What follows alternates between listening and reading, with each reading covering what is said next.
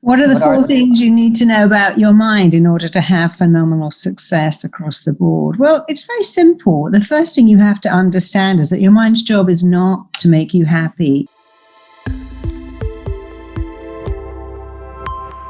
It doesn't care if you're happy or sad, fat or thin, successful. It just cares if you're alive. You know, we're put on the planet really to reproduce ourselves. And of course, we have way more potential than that. But from your mind's perspective, if I'm your mind, my job is to keep you alive against all odds for a limited number of years. And so in order for me to keep you alive, I have to work out what causes you pain or pleasure. And when you say things like, oh my God, that guy killed me, that client made me want to die, it was the end of the world when I got dumped. Oh, this commute is driving me crazy. I'm dying under my paperwork. Your mind is like, okay, my job is to keep you alive. Every time you say it will kill me if I get dumped, I'm dying on the commute. This job will be the death of me. Your mind goes, don't have a job if it's going to kill you. Don't date if it's going to kill you. Don't commute if it's going to make you want to jump off a bridge. Just stay home. How about I give you a lovely ulcer, lovely panic attacks, chronic diarrhea, anything that keeps you away from what you keep saying is going to kill you. So the most important thing to understand about your mind is that your mind's job is to do what you tell it you want. Secondly, you respond entirely to the pictures you make in your head and the words you say to yourself, which are yours to change at any time. Thirdly, the mind is hardwired, in fact, super coded to run back to what is familiar while running away from what is unfamiliar. That's a fact. But here's another fact. You can make anything you like familiar. I mean, peeing on the toilet wasn't familiar once. Getting food in your mouth and not your hair wasn't that familiar. If you stick a lens in your eye every day, you didn't just wake up and go, let me do that. It took a little bit of practice to take your finger and ram it onto your eyeball and then squeeze that to get that off again. And so if you remember these things about your mind, it does what it thinks you want. It bases it on what you tell it. The way you feel is down to the pictures you make in your head and the words you say, which you're free to change. And while it's a fact that you're wired to run away from unfamiliar and back to familiar, you can make anything you like familiar or unfamiliar for that matter. And really, it actually boils down to how do you dialogue with you? We're all taught, if you want a great marriage, go and have some counseling, learn these great communication skills. You want a great business? Learn how to talk to your cousin. You want to be a great parent? Listen to some genius that had to talk to your baby. But no one says, hey, how do you talk to yourself to go, oh, look at me, I'm just a big fat loser. Oh, that's never going to work out. That's driving me crazy. This kid is making me insane. Now your mind goes, well, no more babies for you. So as long as you can really start to listen to your internal dialogue and then change it, that will change your entire life. It sounds simple, but just because it's simple, that doesn't mean it isn't powerful and effective beyond belief, because it really is. Because many people do this thing every day and everywhere, I'm getting better and better. They go, but I'm not getting better and better. I've got this little saying, every day, life's a walk in the park and the sun is shining. Well, when I woke up today and it was raining and I straight away tread in some dog mess, and I didn't really find that was real. So you have to understand a few key things about the mind, because your mind can be your best friend when you understand what runs it. One of the things that runs the mind is repetition. No one says, hey, I went to the gym, I did 100 sit-ups, where's my flat stomach? We understand, go to the gym every day, do 300 sit-ups, then you will have a flat stomach if you repeat a technique. And the mind is no different. You must repeat something over and over again. But secondly, you have to understand a few things. The mind only works in the present tense. You can't say, next year I'm going to have a beach body. Next year I'm going to be a millionaire. Next year I'm going to find love. The mind only works in. That's why children go, Mummy, is it tomorrow today? Is it yesterday now? Because they don't understand. You get on a plane with a 3-year-old and they go, we're there after 5 minutes. The mind works in the present tense only. And it really only responds to words that make a vivid picture. So saying, I'm not thinking about chocolate. I don't think about chocolate. I'm not thinking about Cadbury's milk chocolate. Of course, you're thinking about chocolate. So you got to use the words, and even use words in front of us. I'll give you an example. Let's imagine you want to have a baby. And you say things like, I really want to be pregnant. I love to be pregnant. I dream of being pregnant. That's all wrong. First of all, when you say I want, I dream, I wish, you're not saying I am, I will, I can. Dreaming, wishing, and hoping means that I have no ability to pull this off, so I just dream about it. Being pregnant is not what you want. You could be pregnant 8 times and never have a baby. You need to say, I am super fertile, becoming pregnant now, carrying a perfect baby to full term. I want love. Well, how long do you want that for? An afternoon? A week? How about for the rest of your life? And then you've got to say, I'm attracting my soulmate, someone who is perfect. I'm perfect for him. Our worlds collide. I'm finding someone who's sparky and intelligent and loyal and kind. And everything I love in him, he loves in me or her. So you have to really turn the mind on with exciting words. They must be exciting. They must be descriptive. They must be relevant, and they must be up to date. It's like saying, I want more money. Well, what is more money? You can get $5, find it on the street. Does that mean you've got no? You must say, I want to manifest enormous wealth by being incredibly successful, monetizing a gift, taking it to market, having the courage, the confidence, the ability to sell something unique about me. Because the more descriptive you make it, the more your mind goes, oh, I know what you want.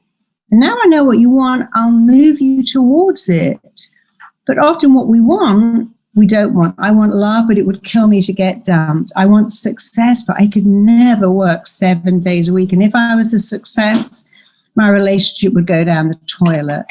I want love, but it would kill me to be dumped. So you've also got to be very clear on what you want. And when you want it, like say you want to be a speaker or write a book or do a TED talk like you and I, you can't go, but, oh my God, if I went bright red, if I dried up, if nobody watered, it would kill me. You got to keep your mind on what you want and want it so much that you don't let the reasons why you don't want it creep in. I want to ski, but what if I fall over and break my leg? You see, your mind is like a laser moving forwards, expanding. And the minute you add in, but what if I had love and they left me? What if I had a career, then I was a terrible parent? You're actually saying, you know, I don't really want it after all. A lot of the things we say, your school days are the best days of your life. No, they're not. It's all downhill once you get to X. You've got more chance of getting abducted by a Martian when you're 50 than finding love. When you're 35, your fertility drops off a cliff. These things aren't even true. They're not relevant, and you have to have words relevant to you. So say you wanted to have a baby at 37. What is relevant is not to go, well, you know, I've got these old eggs, they're on a sell-by date, and it's all a bit decrepit. You have to go, hey, I'm super fertile. I'm 37, and my eggs are 25 years old. Because we know that our body ages on its own timetable. For instance, if you were 40 and you ran, your heart and lungs would be 25. Your knees and your skin, if you ran in the sun, could be 55. But your body ages on its own timetable, which is massively influenced by your thinking. So if you go, well, I'm too old to find love, I'm too old to get pregnant, I can't remember, you know, it's my age, I'm so tired, it's my age. You make that real. Every thought you think is a blueprint your mind and body start to work on as real. And so you have to say things like, hey, I'm super healthy. I mean, here we are in COVID, and now we have a choice. Oh my God, there's a virus. I'm going to get it. I'm terrified of going out. I don't touch anything. I've got to sanitize all my groceries. Or you could say, well, I need to be careful. I need to be smart, but I have an incredible immune system. My immune system is my line of defense. If I take vitamins, eat right, sleep right, practice social cleaning, washing my hands, I am going to be great. I'm healthy. I'm not going to live in fear. Because when we live in fear, it actually has a really bad effect on our immunity. So relevant is about, let's not make this about the past, and let's not go over the top about living in fear. most people don't even understand our wiring, in that we need to go back to what we know. So let's imagine when you grew up, you had a very distant, absent father who didn't pay you much attention, maybe diminished you and wasn't really there. And what our mind wants is for us to recreate what we know and give it a happy ending. So when we tend to have cold, distant parents, annoyingly, we're very attracted to cold, distant people, both men and women. Men say, I like cold, critical women. I seem to like women that are really bitchy and mean. And women say, I just go for the bad boys, the ones who never call, cheat. Why do I like them? Well, because that behavior is so familiar. You recognize it and you want to recreate what you know, but change the ending. And really, life is too short to change the ending. We need to start changing the beginning. Instead of finding a cold, distant guy and turning him to somebody warm and loving, find someone warm and loving in the beginning. And you see, we can look at many people like, Marilyn Monroe, Amy Winehouse, Princess Diana, all these women that had absent fathers that went for really the bad boys. Because that's our wiring. Let me recreate what I know. If you put 6 sugars in your coffee and heavy cream and drink it, or start your day with Coca-Cola, you actually want what you have all the time. If you stick meth in your arm or drink alcohol first thing in the morning, even though it's really bad for you, you want what is familiar. We see people who live on a terrible diet because it's familiar. Lie in the house and watch game shows.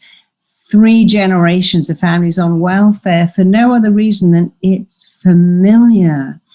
And we're so led to believe that, well, I can't change. And that's just not true. You can make anything unfamiliar, anything at all.